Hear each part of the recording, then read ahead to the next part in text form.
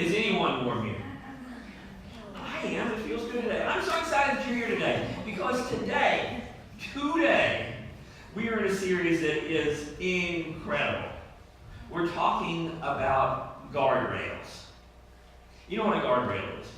A guardrail is a system designed to keep cars or vehicles from straying into unwanted or dangerous areas. They're on bridges so that you don't just run off into the creek.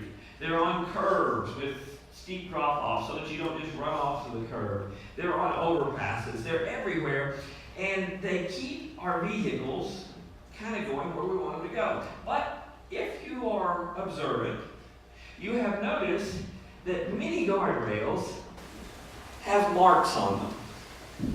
Paint marks, dents. Sometimes you'll see one totally destroyed.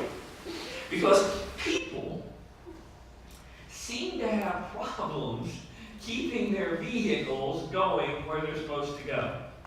Maybe they get distracted, maybe something comes up, and they try to go off the cliff or off the bridge, and the guardrail keeps them on. And the guardrail's a cool thing, because the guardrail keeps you from being incredibly damaged.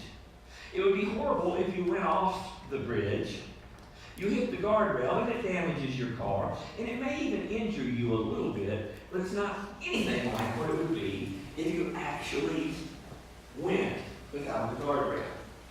And so we've been talking about guardrails, that they are there to direct you, that they're there to protect you. And guardrails are something that we establish for ourselves. You know, people say, well, that's judgmental. Well, really, it's not at all. Because I can't tell you what guardrails you need. I can only tell you what guardrails I have and what guardrails I need. Each person has to decide for themselves about guardrails. And the thing about it is, we need them in life. Because, I don't know if you've noticed or not, but people don't follow the rules.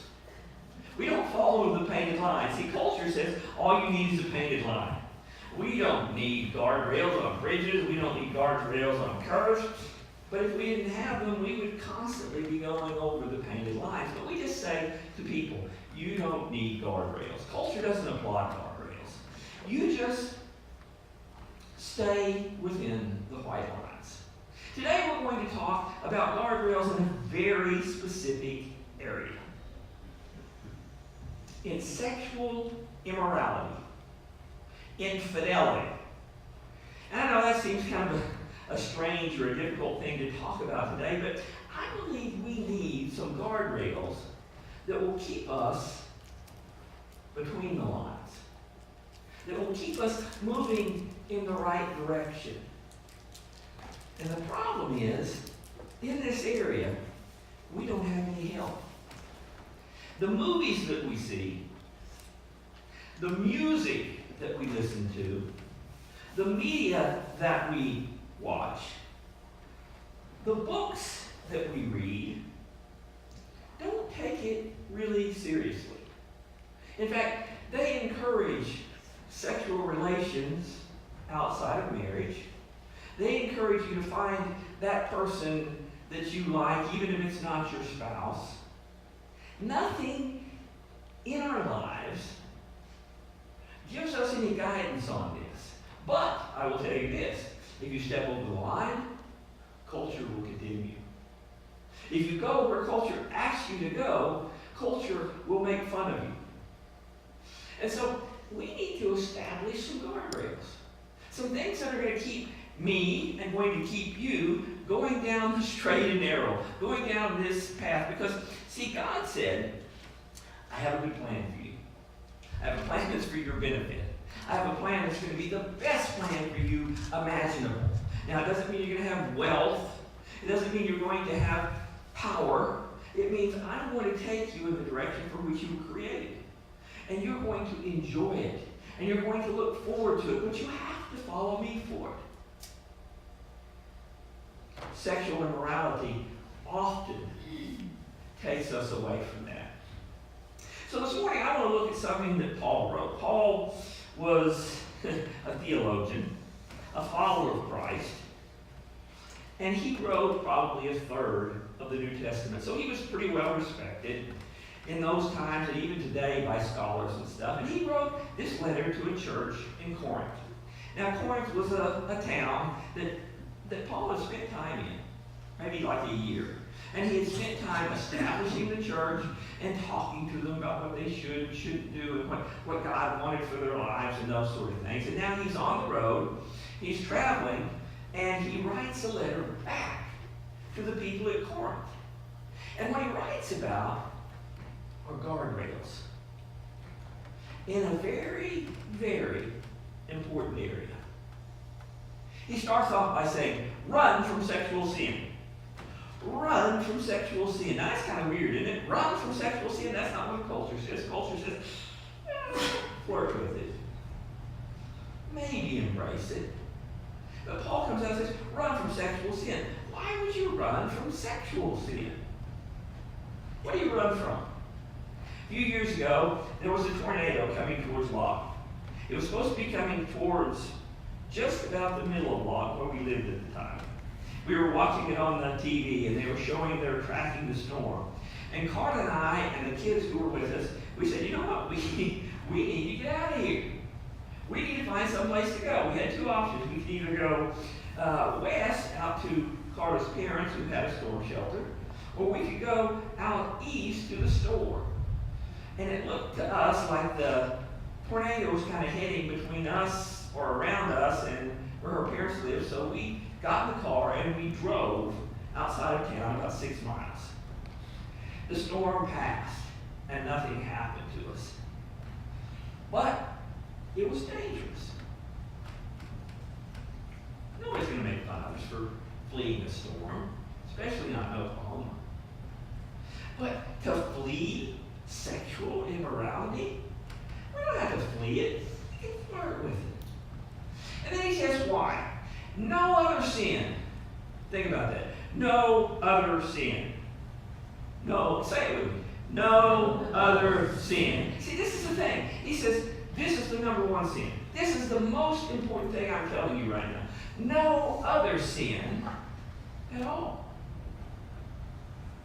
Now, why in the world would he say that? See, I have a feeling that if you and I could get this right, if the community could get this right, if we could get Lawton to get this right, we could get the state of Oklahoma to get this right, that it would absolutely change the world. You know why? Because most of us have been affected by it. Maybe you were affected by it as a child. Maybe one of your parents was unfaithful to the other parent. Maybe one of your parents had sexual relations with someone outside of marriage, and someone else was born.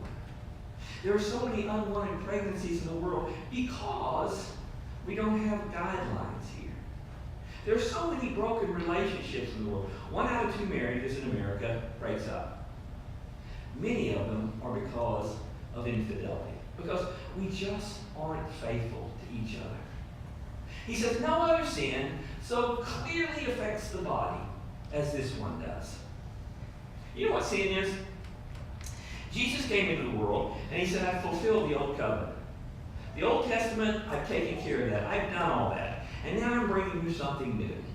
And what I'm bringing you is that if you will love me and you will love others, everything will be okay.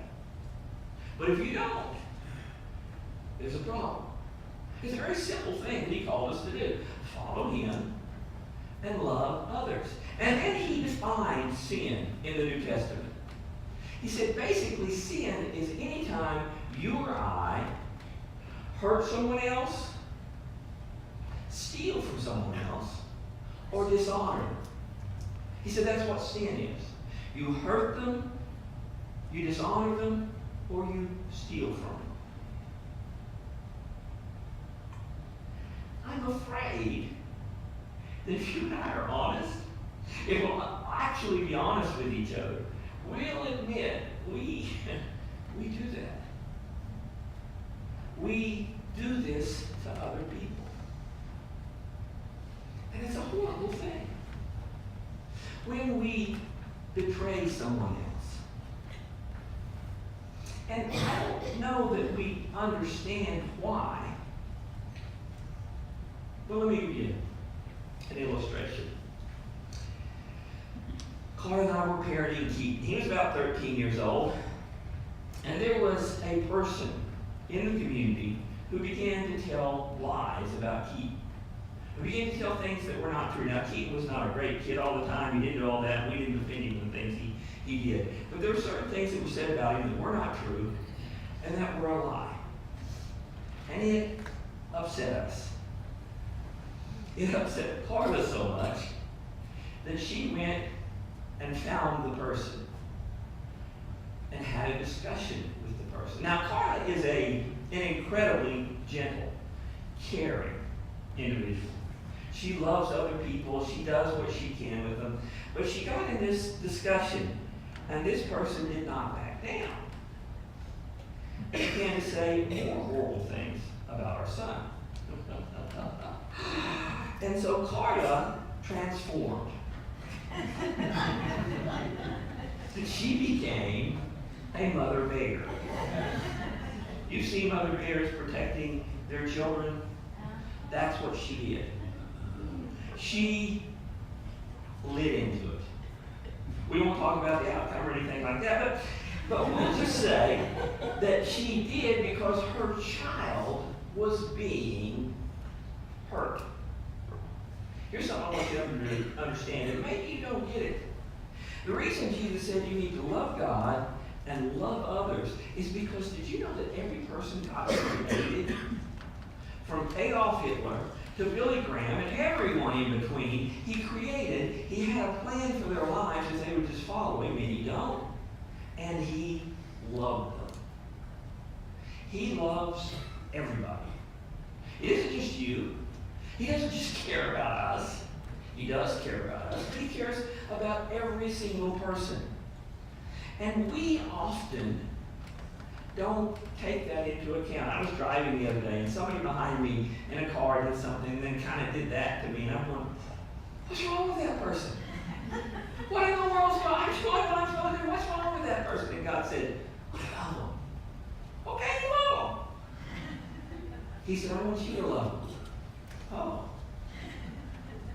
We do it all the time, don't we? We get mad at somebody. Somebody mistreats us. Somebody mistreats our children. We get mad at them and we do things to them. And God says, listen. These are my children. If you're going to do that, you're going to offend me.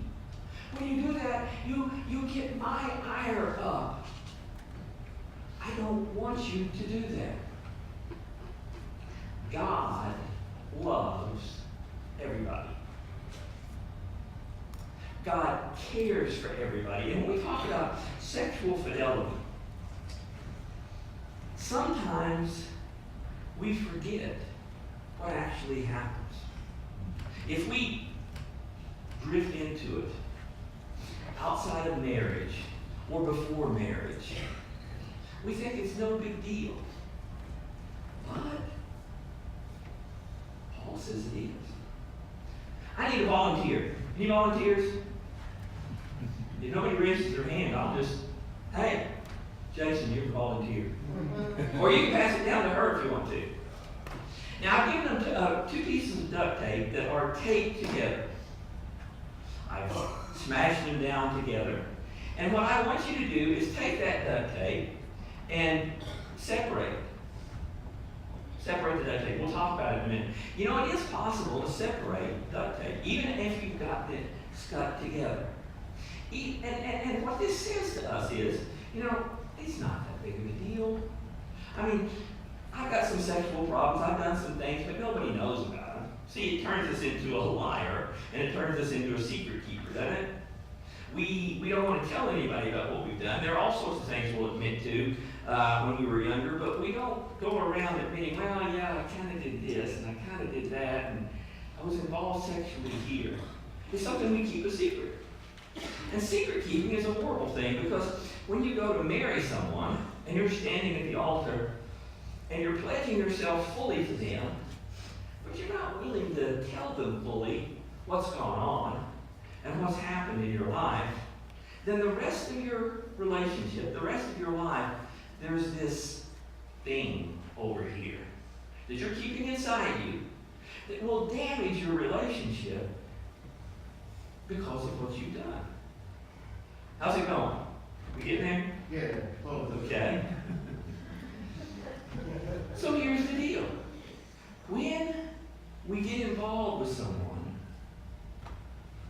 well, they wanted to be with me, so I didn't really hurt them. I just maybe hurt myself. Except the fact that, did you know that God created us with a plan? He created us with a plan of another person who would help complete us, a person that we could relate to, that we could be bonded to, that we could go forward with. It may be way out there in the future, it may be next year, but there's somebody out there. And you know that when we get involved with one another, outside of marriage, outside of our own spouse, we steal something from them. Something they were going to give to someone else. And we give away something from us that was supposed to be meant for that one person. So how are we doing? We see it. Hey, very good. We are getting it apart. You can pull it apart. See, you can have sex with other people. And you can even pull it apart. But what happened?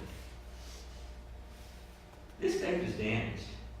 I mean, we got it apart. We could work on it the rest of the day and get the rest of it totally apart and go on. But the damage has been done. There are bits that are sticking to each side. It no longer works like it was supposed to work because we've done something with it. No other sin affects the body as this one does. For sexual immorality is a sin against your own body. Not only do you do something that's going to harm somebody else down the road, but it's also going to harm you. It's going to keep you from being who you can be. And even as you go forward, as later on you confess it to God, because God says, I'll forgive sin.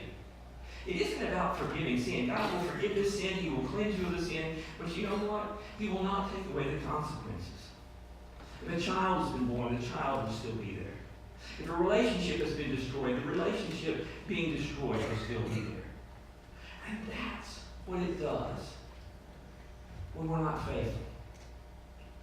Don't you realize that your body is the temple of the Holy Spirit, who lives in you and was given to you by God? Now, see, this is kind of a confusing thing. If you're not a follower of Jesus, if you're here today and you don't know a lot about the Bible, you don't know a lot about Jesus, those sort of things, my body is a temple? What's that talking about? Because we don't even know what temples are, really, do we? We go on vacation, and maybe we go to a foreign land, and they've got a huge Buddhist temple or a huge temple of another religion, and people go in, and it's a sacred place, and they protect it and all that stuff, and we as Americans go, that's stupid. There's nothing sacred about a place. But see, in the old days, under the old covenant, even the Jewish people had a temple. And the temple was the center of everything they did. Inside the temple was an area that was curtained off, that could only be gone into once a year by a certain person, the high priest. And he would go in there, and God actually would come down and meet with him there, almost face to face. If you went in there any other time, God would destroy you. And they actually tied a rope around the high priest as he walked in there, so if something happened to him, they didn't have to go in there and be killed to get him. They just drug him out with the rope. But Jesus came, and he said, I've completed it. I've honored everything in the old covenant. Now I'm bringing something new. And here's the amazing thing. In the new thing Jesus brought, he said there are no sacred places. There's no sacred temple anymore. So Americans actually kind of have that right. But what they didn't understand was that Jesus said, now I'm going to make something else sacred. You know what it is? You. Every single one of you are the most sacred thing in the world. Jesus said, I have created you. I have a plan for your life. If you will follow me, I will come into your life. I'll actually live in you. And I don't I don't know how you take all that. That's kind of spooky sometimes when you think about it. But it means he's there to help you. When something comes up, there's a voice from Jesus that says, that's not the direction I want you to go. I got something better for you here. He said, your body is a temple of the Holy Spirit who lives in you and was given to you by God. I have a jug here. It's an empty jug. What am I bidding for this jug? Thousands of dollars. Anybody want this jug? I got it out of the trash this morning. I mean, I can't believe you don't want it. But you know, just 2 or 3 days ago, this was worth $3. There was tea in this. And the tea was worth $3. And because there was tea in it, it had some value. See, here's the thing. A container is only as valuable as what's inside the container. If it's empty, there's no value. If there were gold nuggets in here, this thing would be worth thousands of dollars. Jesus said, if you invite me, I'll live in you. I'll walk with you everywhere you go. And you become incredibly valuable. He's building a defense of why we shouldn't get involved in things that are outside the guardrails. You do not belong to yourself, for God bought you with a high price. You can go to any sporting goods store and buy a Russell Westbrook jersey, somewhere between $50, $60, $70, and $110. You can buy a Russell Westbrook jersey. If you're like me, that's a big deal, because I don't have one, but I love Russell Westbrook. I love the Oklahoma City Thunder. But if Russell Westbrook played a game, came off the court, took his jersey off, and gave you that jersey, it's not just worth $110 anymore. People will pay $1,000 or maybe up to $5,000 for a jersey. Why? Because of who owned it. See, your value is in the fact that you are owned by something. You're owned by someone, by God. He has invested in you. And your value is more because of the price that was paid for you. Jesus gave his life for you. He said, they are so important that I will give my life so that they can live. He rose from the graves that follow me. But if we are filled with Jesus, we don't need to be sharing that with someone he doesn't want us to. We don't need to be involved in things that he doesn't want us to. See, God invented sex. I don't know if you know that or not. God invented sex. I don't know how it went, but he just said, hey, I got a great idea. Let's do this. He invented sex, but he invented it for a man and a woman in a specific relationship. He said, I want them to be committed to each other. I want them to be married. And I want this for them to help them feel fulfilled, to be exciting for them. This is what I have set up for us. He's not a killjoy that says, nope, none of that stuff. Stop it! He created it for us. But we go outside those lines. And when we go outside those lines, we dishonor what he's created us to be. We destroy ourselves. We damage ourselves.